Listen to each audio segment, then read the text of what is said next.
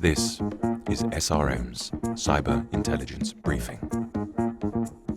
Hello, and welcome to another episode of SRM's Cyber Intelligence Briefing. I'm James Tytler, and I'm joined this week by my colleagues Melissa DeOrio, Miles Arkwright, and Lawrence Copson.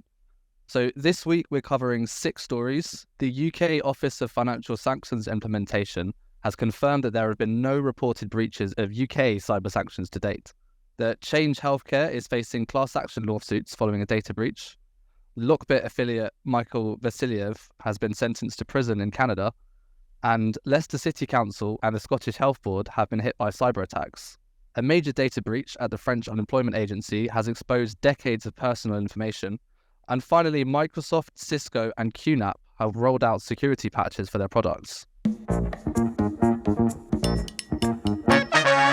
Miles, why don't you kick us off with that story about sanctions related to cyber activity in the UK? Yeah, so having been prompted by a Freedom of Information request, the UK's Office of Financial Sanctions Implementation has confirmed there have been no detected breaches of UK cyber sanctions.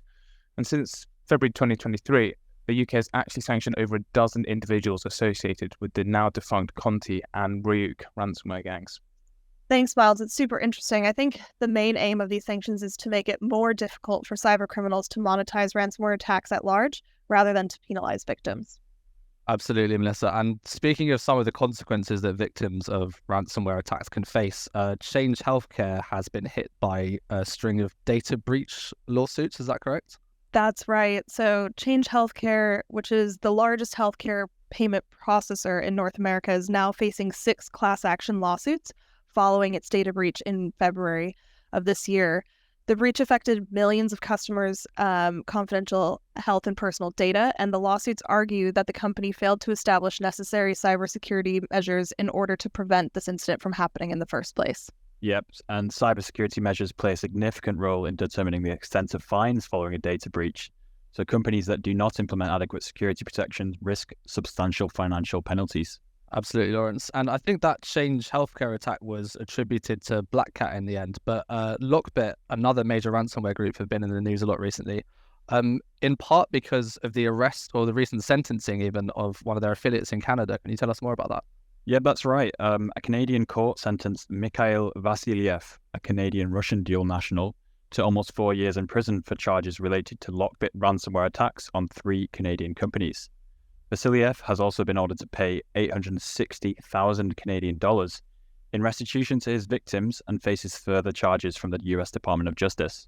Thanks, Lawrence. And I think the interesting thing here is that Vasiliev's conviction represents an infrequent opportunity for law enforcement, as many cyber criminals operate outside the reach of Western law enforcement.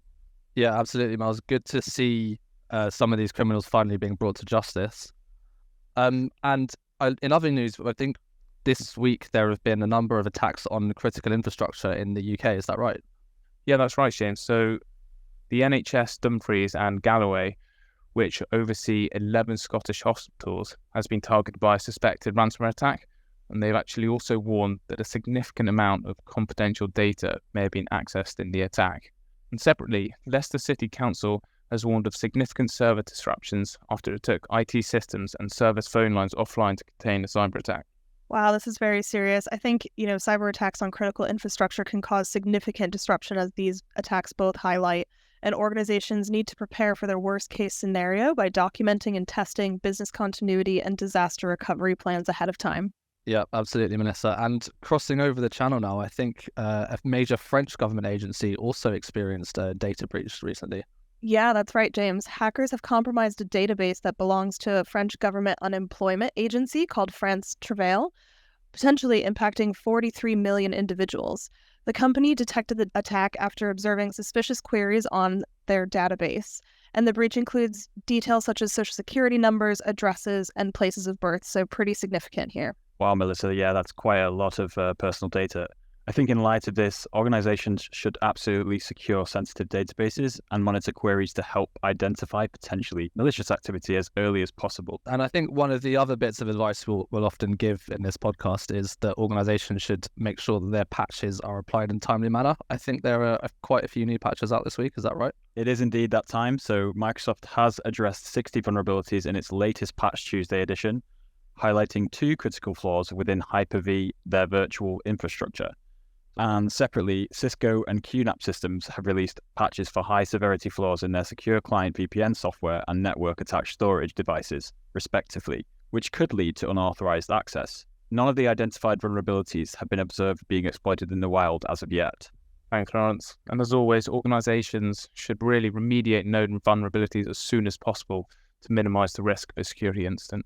Absolutely. Thanks, Miles. And thanks to all of our listeners for tuning in. You can catch us again next week for another edition.